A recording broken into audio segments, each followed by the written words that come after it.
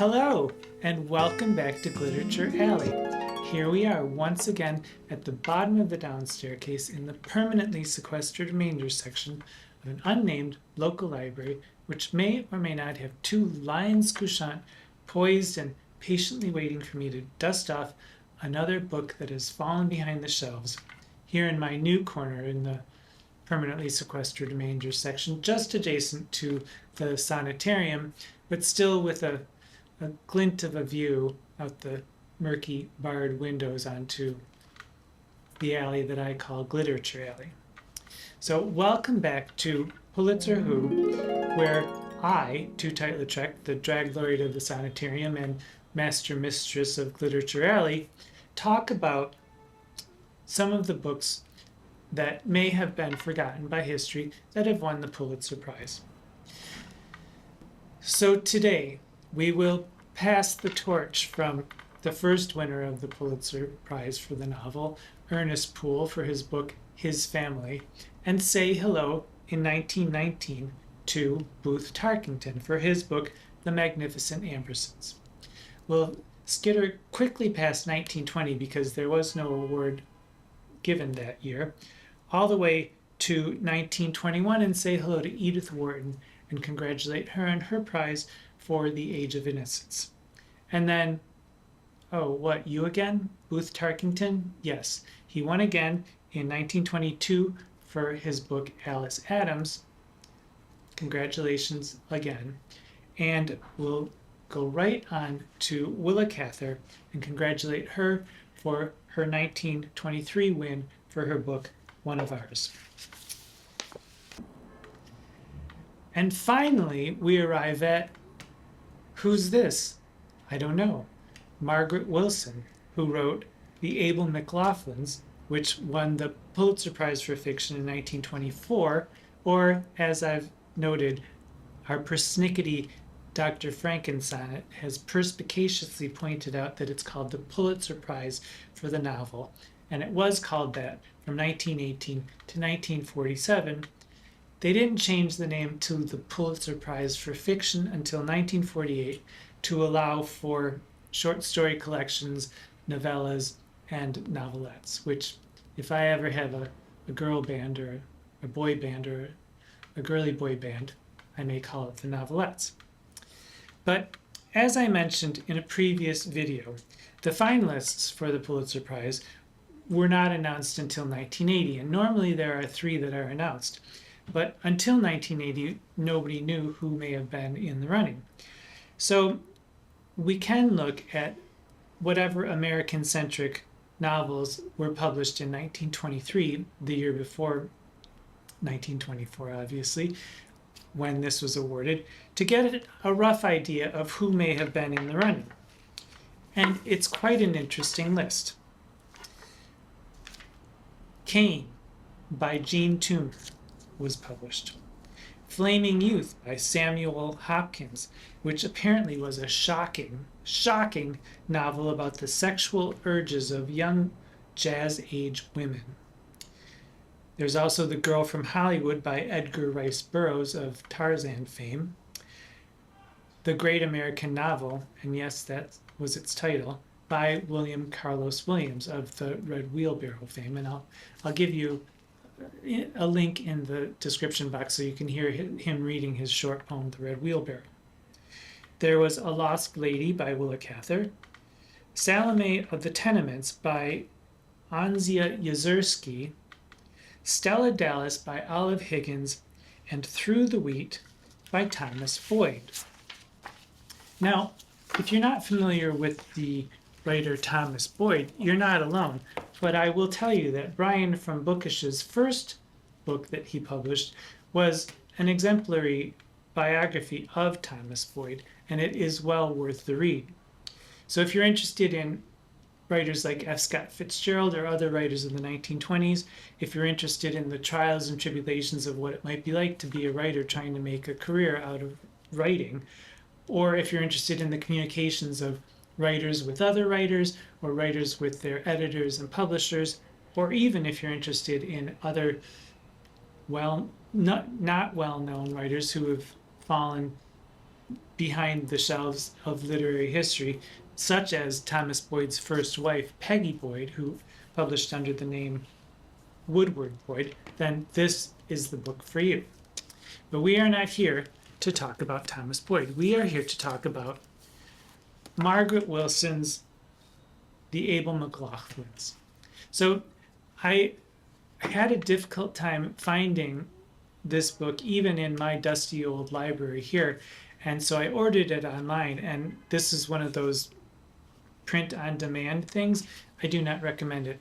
My 6,000-year-old eyes cannot read this. So I ended up getting a really lovely volume published by the Franklin Library, which has one of my favorite devices, which is a little ribbon bookmark.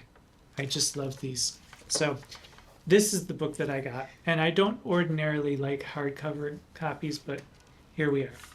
So a little bit about Margaret Wilson. She lived from 1882 to 1973, and she grew up on a farm in Iowa, went to divinity school at the University of Chicago, became a missionary and went to India, and then in 1910 returned home because of illness. And once back in the United States, she became a high school teacher and began to write short stories and novels, and some of her short stories were even published in The Atlantic. In 1925, she married a Scottish man named George Douglas Turner, who she had met 19 years earlier when she was in India. And they moved to England, and one hopes lived happily ever after there. Now, she wrote 9 novels, one of which was a novel for children, and she wrote one nonfiction book called The Crime of Punishment, about the penal system. But The Able McLaughlins was her debut novel. Her themes, according to that reliable source Wikipedia, were the secondary status of women and the role of religion. And no less than Graham Greene wrote this about her. She has an admirable gift for very simple, direct narrative, and her theme has always been passionately realized in terms of human beings. We are always aware of a writer of fine moral discrimination and a passionate awareness of individual suffering. Now, if I were to say what The Able McLaughlins was about, I would say it's about love, hate, morality, revenge, mercy, and community, broadly speaking. So let's get into it. I'll read you just the beginning of it to give you a flavor of my reading experience. And here we go. The Able McLaughlins. The prairie lay that afternoon as it had lain for centuries of September afternoons, vast as an ocean, motionless as an ocean coaxed into very little ripples by languid breezes, silent as an ocean where only very little waves slip back into their element. One might have walked for hours without hearing anything louder than high white clouds casting shadows over the distances, or the tall slough grass bending lazily into waves. Now, this is a very long opening first paragraph, and I will not read it because of this last sentence, which stopped me short. One might have walked for hours without hearing anything louder than high white clouds casting shadows over the distances. I don't know if anyone has ever heard a high white cloud casting a shadow. And if you have heard a high white cloud casting a shadow, let me know in the comments section, because maybe we should get together and I can summon up my long deceased ancestor, to Rich Lautrec, and I can find out where all that money went to and if I can get some for myself. But I have never heard of high white clouds. I've never heard high white clouds, and I've never heard of a shadow being cast. So this was my first moment of uh-oh. My first qualm. There were a few more, but it did stop me in my tracks, and I wondered what I was getting into. But I plodded along as one does when one is doing a series. Now, before I describe this book in more detail, I will tell you that there is an event in the first probably quarter of the novel that is important to understand the rest of the novel. And I will be spoiling it for some people, but I will warn you about that before I get to it. And before I get into that detail, I will tell you that, once again, this book is about morality as it plays out in a community of Scottish immigrant farmers in Iowa at the time of the Civil War. The titular McLaughlins are the focus of the book. The matriarch, Isabel McLaughlin, and her husband John, and their 8 children. And of those 8 children, their son Wully, Wully, which I guess is apparently it's a Scottish diminutive of the name William, so it's sort of like our Willie, but they call him Wooly or Wully. Wooly, I'll call him. So Wully plays the largest part. Briefly, Wully and his older brother go off to fight for the Union in the Civil War. The older brother is killed, Wully gets wounded and sick and comes back for a short time to convalesce at the farm in Iowa. While home, he visits a neighboring farm, the McNairs, where the mother is not doing very well because the father has left to God only knows where. We don't know where he went or why he went, or if he'll be gone forever or if he'll ever come back. And while there, he sees Christy, the eldest daughter, who is helping her mother. And Christy, who was once just a sort of a gangly young girl, has grown suddenly into a beautiful young woman. So at one point, Wully goes to help. He walks with Christy down to the river to get some water, and in the space of about a paragraph, they fall in love. Qualm number 2. It's a bit too not really very well rendered and not terribly convincing, but there we are. So Wully heals, goes back to fight in the war. He's gone for about a year, and all that time he dreams of how lovely it will be to come home and marry Christy, and they will live happily ever after. When he does finally return, he goes immediately over to the McNairs, and the father is still gone. The mother has died. It's up to Christy to take care of everyone, and he thinks, well, I'll just marry her and everything will be hunky-dory. But she won't even look at him.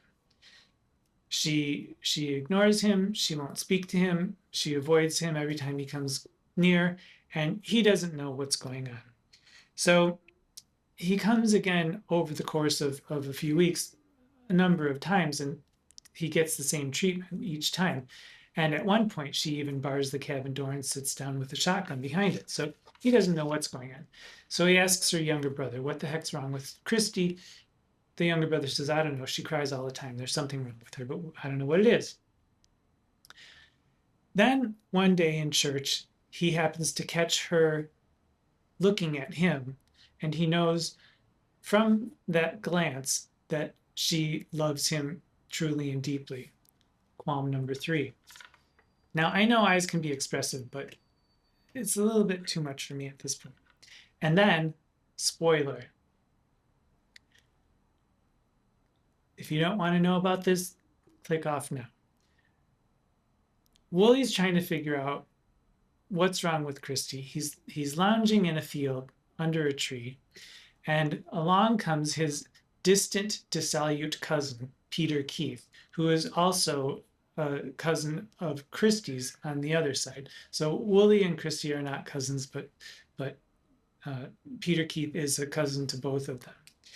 And so Wully asks Peter Keith, what's wrong with Christy?